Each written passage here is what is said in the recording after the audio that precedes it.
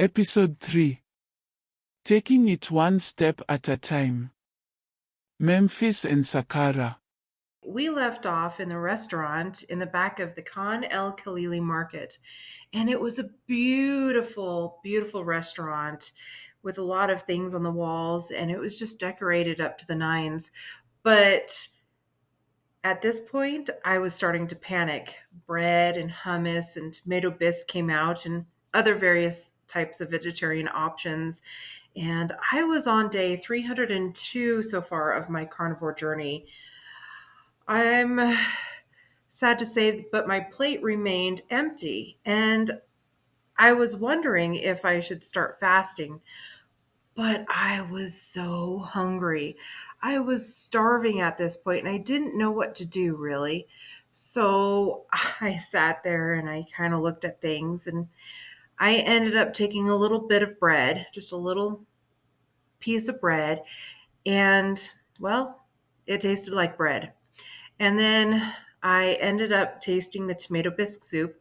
It was actually really good. I was astonished. So I took a couple more sips of that soup, and everything smelled delightful. But I was starving. I was starving at this point.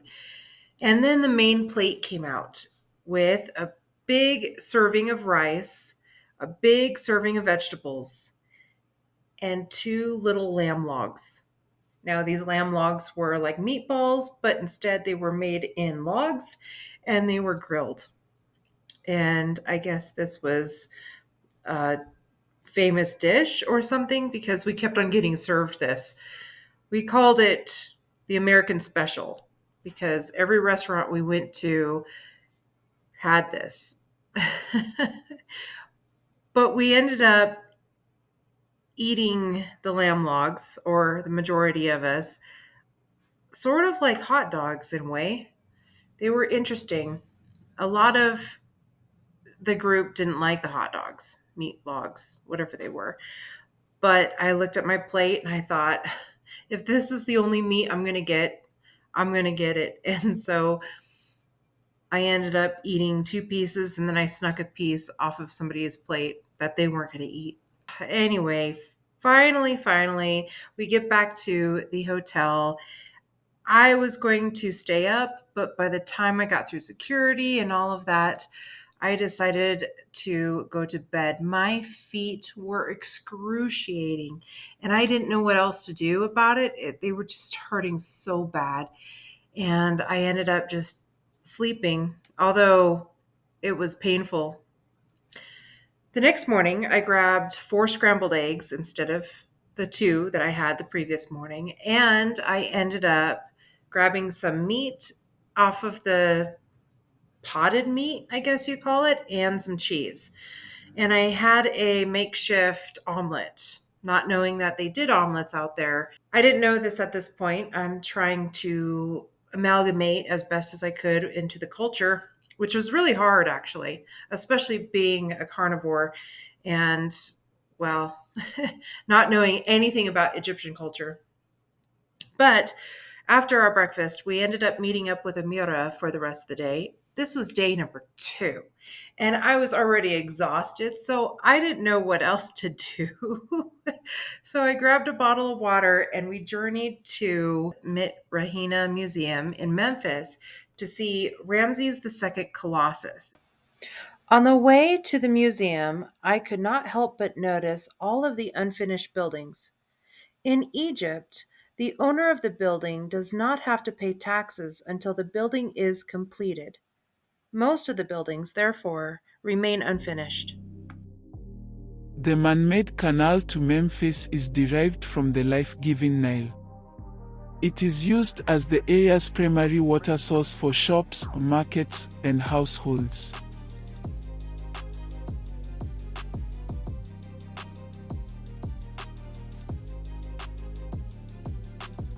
Locals sometimes fish out of it for food to feed their families. It is also an important source of water for agriculture and livestock. For many, this is the only water available. Unfortunately, this canal is also used for trash and sewage disposal. We finally got to the museum where the giant statues of Ramses II was. It was a giant limestone statue that was saved from the sands of time in 1820. And it was very large, too big to move. And so they built the museum around it. Ramses II was not a bad-looking guy. I mean, just look at those rock-hard pecs. And within the courtyard, other artifacts from the Temple of Ptah were on display, including another statues of Ramses. Again, rock-hard pecs, so, he looked really good. And a second larger alabaster sphinx. Might have been him, might have not been him, not sure. Nobody really knows, but it was huge. And at this point, everybody kind of adjourned and made their way to the bathrooms because bathrooms were not available a lot. So everybody decided that they were going to take that opportunity. And just so everybody knows, a bathroom in Egypt costs anywhere from 40 Egyptian pounds to 100 Egyptian pounds to use. Public restrooms, that is. So the bathroom attendants in Egypt do not give change. So if you hand them a $1 American bill, they will take it. There's no change given. After everybody used the bathroom, and it was quite an extended break, our group finally makes it back on the bus, and we head northwest to the Djoser Pyramid. I know it doesn't sound like it should sound like that, but that's how Djoser is spelled. And then the Unas Pyramid and the Ayadut Pyramid and the Shesh Topless Pyramid. I know this is a very confusing necropolis, but this predated a lot of the new dynasty's pyramids. It's a very, very old part of Egyptian civilization. And so the bus parked and we made our way, walked into the necropolis. And at this point, it's approximately 85 degrees Fahrenheit. I was sweating. Sweat was just pouring down my face and I was dying. The sand was hot and I felt, exhausted. The first tomb we enter is Princess Sesheshet. Sesheshet. That's hard to say. Sesheshet. And, I'm just going to call her Shesh for short. Oh, that's hard to say. It's a Sheshet, or Shesh for short. Too many shishish. She was the mother of King Tete, and she was originally planned to be buried somewhere else. And the pyramid that was being built was for one of the high priests at that time, but Shesh did pass away, and this was her final resting place. Fascinatingly, the walls depict the story of animal offerings offered after her death, and I was absolutely blown away by all the details of the hieroglyphics and the images on the walls, even the animal sacrifices. The doorway of her tomb into the afterlife is covered in hieroglyphics containing funerary blessings and spell work to keep the evil spirits out. And these were all meticulously done, if you think about it, by skilled craftsmen who carved all of these things in this limestone, and they didn't even have to use spell check. They were amazing. So next we passed into the tomb of Einefert, but we couldn't go in. I really wanted to, but I heard that it was just a walk-in and it wasn't that big of a deal. I'm not sure who Einefert was, so it wasn't a big deal, I guess. But those who made their way around the tombs, they had two options. They could go further into the pyramid of Pharaoh Unas to see what inside of a pyramid would look like, or they could go around to the step pyramid. I continued on with the group to the pyramid of Unas. And so we all lined up in the entrance. And that was a very interesting journey inside.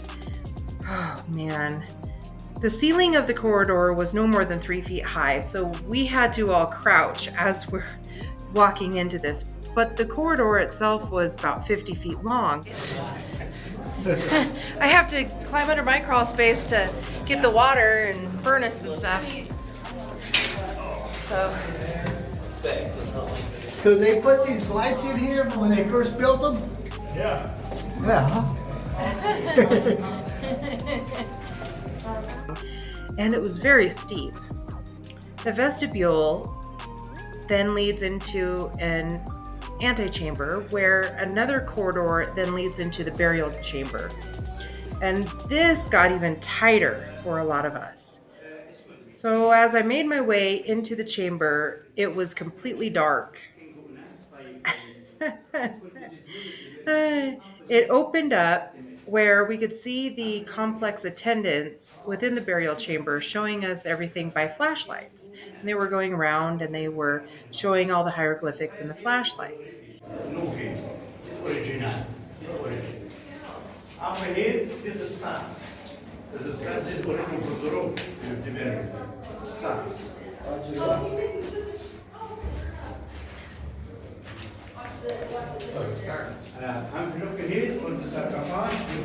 But then, as the entire group got in, one of the attendants flipped on the lights. Electricity. That's when the true splendor of it all hit me. It took millions of hours of labor from all of these skilled craftsmen to complete all this. And there are really no words to describe any of this. And we looked around and the sarcophagus was right in front of us, and all of these spell works and depictions and things written on the walls, just fantastic. Our group made our way around the burial chamber room, which was actually quite small. It was more like a kitchen size. I don't know what the size would be, except for just barely enough where we could all just rotate and move around and read the walls and get pictures. And then the majority of us started exiting back up the way that we came up the corridor.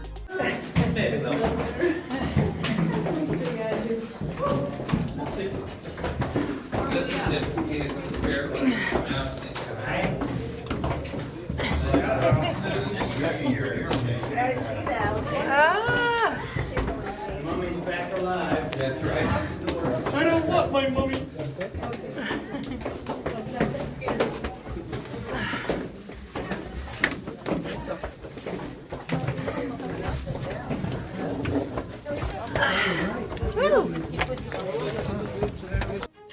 And we had to crouch and walk back up the plank.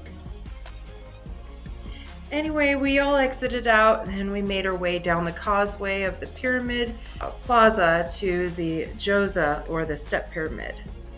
And at this point, my feet were absolutely so swollen I could barely walk. They hurt so bad. What had happened was I had started eating a lot of salty meat, beef jerky, the stuff that I brought, and then also what I had been served, and the water. I hadn't been drinking enough water, so I was a disheveled mess. I could barely walk. My feet hurt so bad. And then I had to walk through sand, and it was excruciating. So when I finally made my way up to the step pyramid, I sat down in the shade with a couple of others while everybody else in the group were wandering the complex. And this is when I made friends with the pup.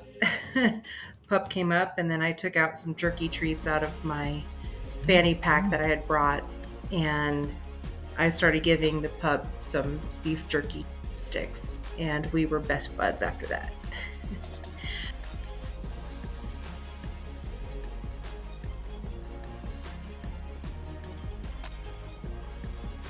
Meanwhile, everybody was going around the ruins and having such a great time.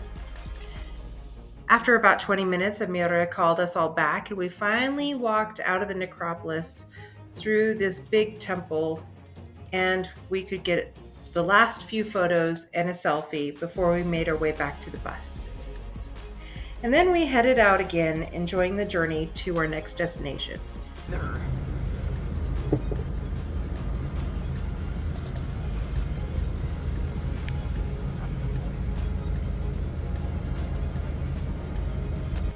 To a little village out in the middle of BFE for lunch.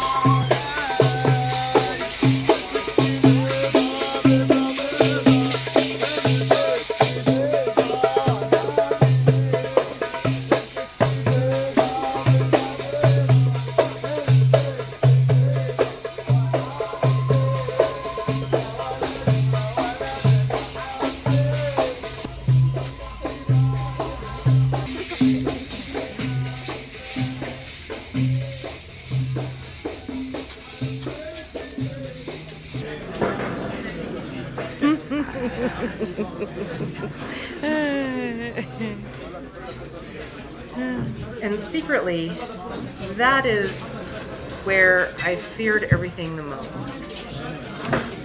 Is there going to be anything for me to eat?